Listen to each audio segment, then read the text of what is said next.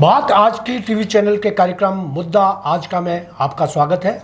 मैं सुरेंद्र चतुर्वेदी आज जिस मुद्दे को लेकर आपकी अदालत में पेश हो रहा हूं वो मुद्दा है कि एनजीटी का फैसला और उससे जुड़े सवाल। क्या आना सागर के हत्यारों को सज़ा मिलनी चाहिए? यदि हाँ तो कैसे?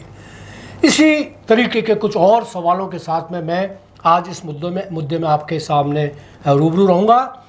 आज जिस पैनलिस्ट को मैं लेकर आया हूँ वो पर्यावरण विशेषज्ञ तो हैं ही, जागरूक नागरिक तो हैं ही, बल्कि मैं ये कहूँगा कि वो इस शहर के प्रतिनिधित्व देने वाले इकलौते ऐसे प्रबुद्ध व्यक्ति हैं जिन्होंने अपने मुद्दों से पूरे राजस्थान को एकाग्रचित किया है। आप हैं अशोक मलिक। अशोक मलिक किसी परिचय के मोहताज नहीं। आज राजस्थान के अंदर पर्यावरण को बचाने की कोई भी मुहिम होती है उसका अगर नेतृत्व करते हुए नजर आते हैं तो अशोक मलिक नजर आते हैं। पिछले दिनों एनजीटी ने एक फैसला किया जिसके अंदर आना सागर के हत्यारों को सजा देने के लिए आना सागर में जितने भी अवैध काम हुए थे उनको गिराने के आदेश दिए और उन आदेशों की अनुपालना अभी तक नहीं हो पाई है। क्यों नहीं हो पाई है ये भी अशोक मलिक जी से पूछेंगे। अगर नहीं हो पा रही है तो उसके पीछे क्या कारण है और कैसे उसको सज़ा तक पहुंचाना है ये भी हम पूछना चाहेंगे। आपकी जानकारी इस बाबत मिलती रहे इसके लिए मैं अशोक मलिक को सवालों के लिए हाजिर करता हूं। सबसे पहले तो मैं मलिक साहब आपका इस बात आज के चैनल पर स्वागत करता हूं कि आप आए, आपने अपना कीमती समय दिया। उसके बाद मेरा पहला सवाल है कि एनजीटी के फैसले का क्या हुआ? एनजीटी का जो फैसला था उस फैसले में इनको 30 अक्टूबर तक की आखिरी गाइडलाइन दी गई थी जी। 30 अक्टूबर तक तोड़ के कलेक्टर को 31 अक्टूबर को एनजीटी के समक्ष इसको पेश करना है कि उनने जो आदेश दिए थे उसमें उन्होंने क्या किया जी। इसके लिए जो अभी तक की जो जानकारी है और जो पेपरों के माध्यम से मुझे पता लगा है वो ये है कि हमारी जो सीओ और जिला कलेक्टर हैं, स्मार्ट सिटी की सीओ और जिला कलेक्टर भारती दीक्षित हैं, इनने एक एडीए में मीटिंग ली जी। उस एडीए की मीटिंग में ये प्रस्ताव लाया गया कि एनजीटी का जो फैसला आया है उसके लिए इनने मनीष एक एडवोकेट है मनीष जी, उनको इनने तय किया है जो कि राजस्थान गवर्नमेंट के पैनल में हैं।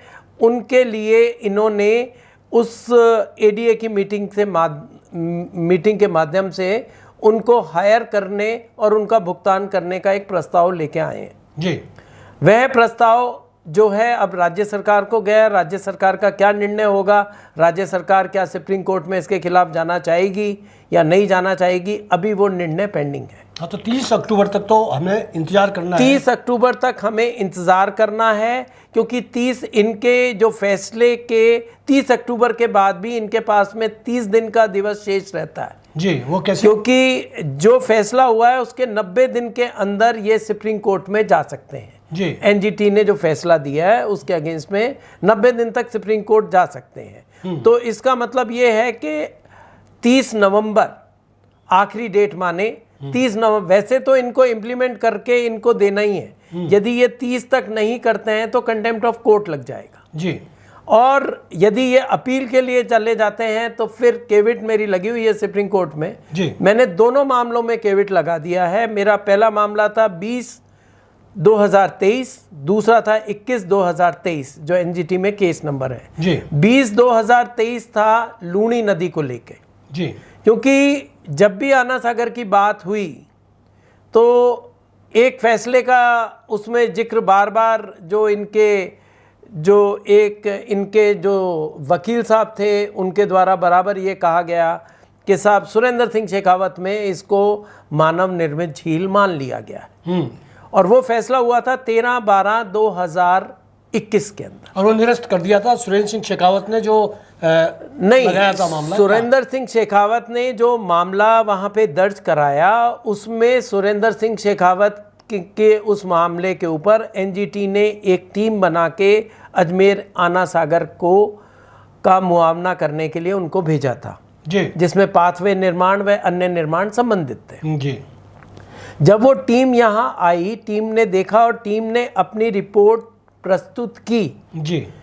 तो ऑनरेबल जो जजेस थे एनजीटी के, जी। उनने उस रिपोर्ट को निरस्त कर दिया, जो कि जब फैसला आया उसको पढ़ने में जो सुरेंद्र सिंह शेखावत साहब के जो वकील साहब थे उनने भी ध्यान नहीं दिया।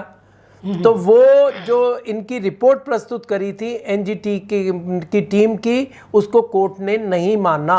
तो अशोक मलिक जी, मैं ये कहूँ, अगर जनता को सादा भाषा में कहा जाए तो इन लोगों ने जो रिपोर्ट दी थी वो ये कहा था कि ये मानव निर्मित झील है, इस पर एनजीटी का कोई कानून लागू नहीं होता। लेकिन एनजीटी के विद्वान न्यायाधीश ने उसको निरस्त कर दिया, बोले नहीं, लागू होगा और इस तरीके से लागू होगा जिसको उन्होंने जो बताया, उनने वेटलैंड रूल 2010 और 2017 का हवाला देते हुए धारा 4 का उल्लेख करके उस जो वो केस था सुरेंद्र सिंह शेखावत का, वहां उसको खत्म कर दिया। ठीक है कि धारा 4, वेटलैंड की धारा 4 इस पे लागू होगी जी। उनने कोई स्पष्ट निर्देश नहीं दिया था कि धारा 4 क्या कहती है। ठीक है। उसी का फायदा उठाते हुए इन्होंने सुरेंद्र सिंह के फैसला 13/12/2021 के आने के बाद इन्होंने यहाँ पे जो वेटलैंड के लिए सुरक्षित जमीन थी, जो कि राजस्थान विधानसभा में जो एक क्वेश्चन उठाया गया था अनीता बघेल जी द्वारा, और जिसको अनीता बघेल जी द्वारा आगे उसको उस पर विधानसभा में जिस दिन डिस्कशन था वो उस दिन एब्सेंट हो गए 8 मार्च को जी। उनके स्थान पे जो राजेंद्र राठौड़ जी थे उनने उस क्वेश्चन को पुटअप किया, और उसमें माननीय मंत्री जो थे शांति धारीवाल जी, उन्होंने ये जवाब दिया कि ये जो मामला है ये 2007 में जो अजय विक्रम सिंह जी थे जी बागसुरी, जी। जो हमारे एक्स डिफेंस सेक्रेटरी थे हमारे ज़माने में जी। उनके द्वारा एक आना सागर को ये गंदे पानी से बचाने के लिए और वेटलैंड बनाने के लिए एक एप्लीकेशन दी गई थी जी। उसके तहत 213 बीघा जमीन अधिग्रहित करके उसका पैसा दे दिया गया, और उसी के तहत उनने खसरे नंबर जो वेटलैंड के लिए थे और झील संरक्षण के लिए थे वो तय कर दिए थे। अच्छा। जो राजेंद्र राठौड़ जी का, जब ये राजेंद्र राठौड़ जी ने उस मामले को आगे बढ़ाया और उसमें ये कहा कि क्या ये सही है कि आना सागर झील के सहारे जो वेटलैंड के लिए और जो झील संरक्षण के लिए जगह थी वो आपके द्वारा बिना मुआवजा दिए एडीए के खाते में चढ़ा ली गई। हाँ जी।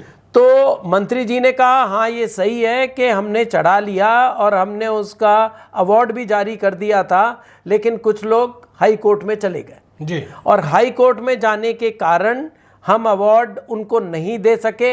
यदि हम जिसको ज़मीन को हमने अवार्ड नहीं दिया, जिस ज़मीन पे हमने कब्जा नहीं लिया, हमने उसका अवार्ड जारी कर देते तो हमारे खिलाफ एसीडी में मामला दर्ज हो जाता। बिल्कुल। तो ये मंत्री जी का जवाब था।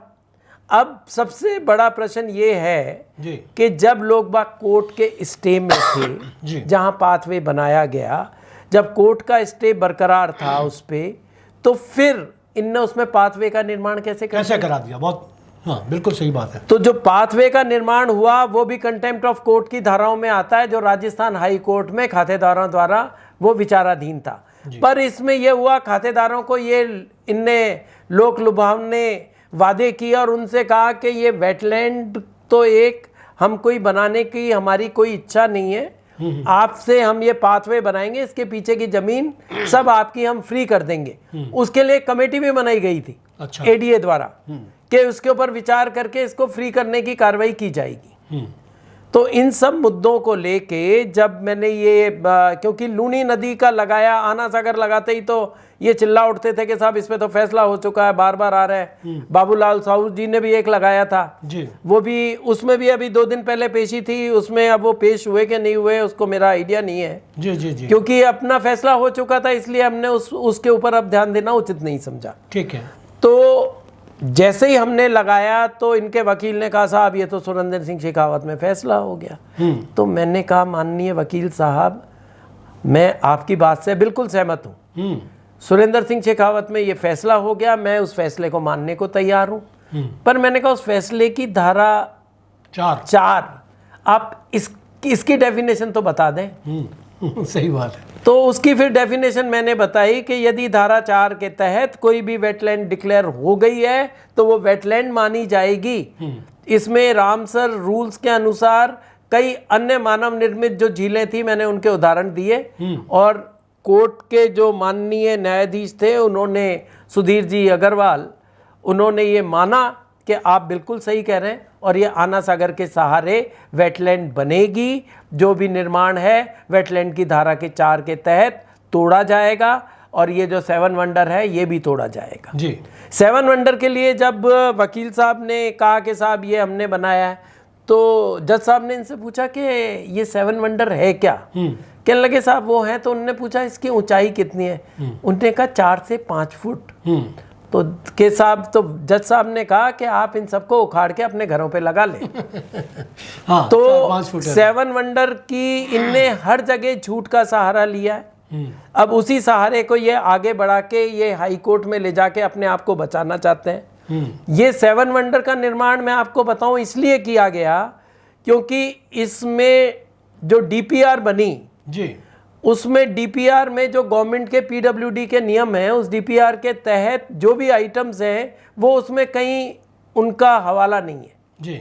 तो इनने जो इसके 4 से 5 करोड़ रुपए का बजट रखा, फिर उसको 7 करोड़ किया और उसको ये ले गए 10 करोड़ 87 लाख।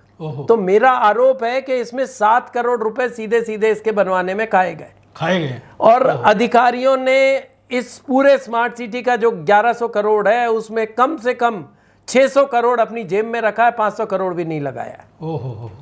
तो ये भ्रष्टाचार के आरोप हैं और इन आरोपों को लेकर यदि ये अधिकारी कार्रवाई नहीं करते हैं और ये नहीं जाएंगे तो मेरे को मजबूर होकर फिर सुप्रीम कोर्ट का दरवाजा खटखटाना पड़ेगा, क्योंकि सेंट्रल सिविल सर्विस एक्ट 1965 उसके रूल 10(4) के तहत यदि कोई भी ऐसा कर्मचारी अधिकारी कोई ऐसा कार्य करता है जिससे राजकीय धन को हानि पहुंचती है तो उनसे इसकी वसूली की जा सकती है। उनको प्रेसिडेंट के थ्रू रिमूवल ऑफ सर्विस करने का भी प्रावधान है। जी जी। तो अब आप क्या सोचते हैं कि क्या होने वाला है, क्योंकि अजमेर का एक एक व्यक्ति जो आना सागर से जुड़ा हुआ है वो इस बात से तो खुश है कि ये सारे तोड़े जाएंगे, लेकिन उनको ये विश्वास नहीं होता कि ये सारे के सारे जो अवैध निर्माण है वो तोड़े जाएंगे। तो तोड़ने के लिए क्या किस तरीके से जनता को विश्वास हो कि ये टूटेंगे, और कोई राजनेता नहीं बचा सकता, कोई अधिकारी नहीं बचा सकता, कोई कानून नहीं बचा सकता, क्योंकि कानून में जो प्रावधान है उसी के तहत तोड़ने के आदेश हुए हैं। ऐसा है, इसके लिए हमारे वाले में तो इनके पास में 90 दिन का समय था जी, लेकिन जो आना सागर से जो वेटलैंड है उसको बचाने के लिए जो सुरेंद्र सिंह शेखावत जी ने जो लगाई थी जी, जो जिसमें 13/12/2021 को फैसला हो चुका है, उस फैसले के तहत हमने एक सुरेंद्र सिंह जी शेखावत के माध्यम से एज अ पर्सन बिना किसी वकील के मेरा जो पुत्र है द्रुपद मलिक, उसके माध्यम से उसने पूरी इसमें याचिका तैयार कर दी और वो याचिका एनजीटी भोपाल बेंच के सामने लगा दी गई है, जिसमें सुरेंद्र सिंह शेखावत ने ये मांग करी है कि साहब अब सारा समय निकल चुका है, कोर्ट में जाने का भी सारा समय खत्म हो चुका है, आज 2 साल हो चुके हैं मेरे निर्णय आने के बाद इनने अवैध निर्माण करे हैं और मैंने जिस दिन एप्लीकेशन लगाई इससे 5 वर्ष पूर्व में जितने निर्माण किए हैं उन सब निर्माणों को तोड़ दिया जाए। यानी कि अगर 2014 से भी 5 साल पहले जितने अवैध नहीं, 2014 नहीं, तो ये जो सुरेंद्र सिंह शेखावत की एप्लीकेशन लगी थी करीब जुलाई अगस्त 2021 में, 2021 से मतलब 5 साल 2016 से जी आज तक जो भी निर्माण कराए गए जी जी इनको ध्वस्त करना पड़ेगा जी। उसमें यह है कि आना सागर वेटलैंड क्षेत्र में जितना निर्माण हुआ वेटलैंड तो बनना निश्चित है। और ये जो मैं आपको और क्लियर कर दूं, जो 2007 के अंदर जो अजय विक्रम सिंह जी लेके गए थे, जिसमें 2011 में वेटलैंड के लिए खसरों का अधिग्रहण किया गया, उसमें ये क्लियर था कि जो ट्रीटमेंट प्लांट लगाया गया है आना सागर के अंदर वो आना सागर के डूब क्षेत्र में ही है। बिल्कुल। और उस आना सागर के उस ट्रीटमेंट प्लांट से जो पानी अभी सीधा आना सागर में डाला जा रहा है, जिसकी क्वालिटी इनके कागजों में ज़रूर ये है कि हम बिल्कुल उसको प्यूरीफाई करके डाल रहे हैं, लेकिन असलियत में ये है कि पानी आ रहा है और बिना कोई प्रोसेस हुए जो उसका सॉलिड वेस्ट का पार्ट है वो रुक रहा है और पानी बिना किसी प्रोसेस के वो वापस आना सागर में डाला जा रहा है। मतलब और नियम ये कहता है कि किसी भी मीठे पानी की झील में सीवरेज का पानी नहीं डाला जा सकता है जी। उसके लिए भी एनजीटी के कानून है। तो इनको जो वेटलैंड के थ्रू उस पानी को डालना था, सीवरेज ट्रीटमेंट का पानी जो था उसको वेटलैंड में जाना था, वेटलैंड में उस जमीन में से होता हुआ पानी फिर आना सागर लेक में जाता फिल्टर होके। जो नेचुरल प्रोसेस है मिट्टी के थ्रू प्रोसेस होने का, पानी उसमें जाता और वहां से रिस के वो आना सागर में जाता। तो आना सागर जो आज एक हरे पानी का तालाब बन गया है, जो जलकुंभियों से घिरा हुआ तालाब बन गया है, जिसमें ऑक्सीजन की शॉर्टेज हो चुकी है, जिसमें मछलियां मर रही हैं। आज भी पहले तो 13 नाले थे, अब जो पाथवे बनने के बाद 21 नालों का पानी आज भी आना सागर में आ रहा है। उस पानी में कैडमियम है, जहाँ की मछलियाँ बॉम्बे जा रही हैं वो कैंसर को बढ़ावा देंगी। तो ऐसी दूषित मछलियों का मेरा तो ये एनजीटी से अब अगला रिक्वेस्ट होगा कि यहाँ से जो भी उत्पाद हो रहा है उस उत्पाद को रोक दिया जाए, जिससे गंभीर बीमारियों से लोग बाग नहीं परेशान हो। क्योंकि ये यहाँ से जो मछलियाँ हैं बॉम्बे जाती हैं, कुछ लोग भी यहाँ बच्चे पकड़ के खाते हैं, तो ये जो है एक बीमारी का घर बनती जा रही है। तो आना सागर झील के संरक्षण के लिए एनजीटी कितना भी गंभीर क्यों ना हो, लेकिन यहाँ के चालबाज जो अधिकारी हैं और निष्क्रिय नेता हैं, चालबाज अधिकारी और निष्क्रिय नेता की एक वो बनी हुई है, और उसके तहत इस पूरे आना सागर को पूरी तरीके से बर्बाद किया जाता रहा। एक दो लोग जो अच्छे लोग इसमें लगे हुए हैं इस मुहिम के अंदर और समय समय पर आवाज़ उठाते रहे हैं कि आना सागर को बचा लिया जाए। और आना सागर को बचाने के लिए मुझे खुशी है कि आप तो हैं ही, आपका बच्चा जो ध्रुपद है वो भी इसमें बहुत, क्योंकि वो पर्यावरण विशेषज्ञ है और मेरे ख्याल से समझता हूँ कि राजस्थान के अंदर जो चुनिंदा पर्यावरण विशेषज्ञ हैं उनमें ध्रुपद भी एक है। उसके बारे में भी थोड़ी जानकारी दीजिएगा। देखिए, मेरा जो पुत्र था उसने सेंट स्टीफन स्कूल से बायो में 12th किया जी। 12th करने के बाद उसने नीट का एग्ज़ाम दिया जिसमें उसका सिलेक्शन हो गया जी। जब वो डॉक्टरी के लिए गया तो उसने मेरे को आके ये कहा कि मेरा इसमें मन नहीं लग रहा है, मेरे को डॉक्टरी नहीं करनी है। ठीक है।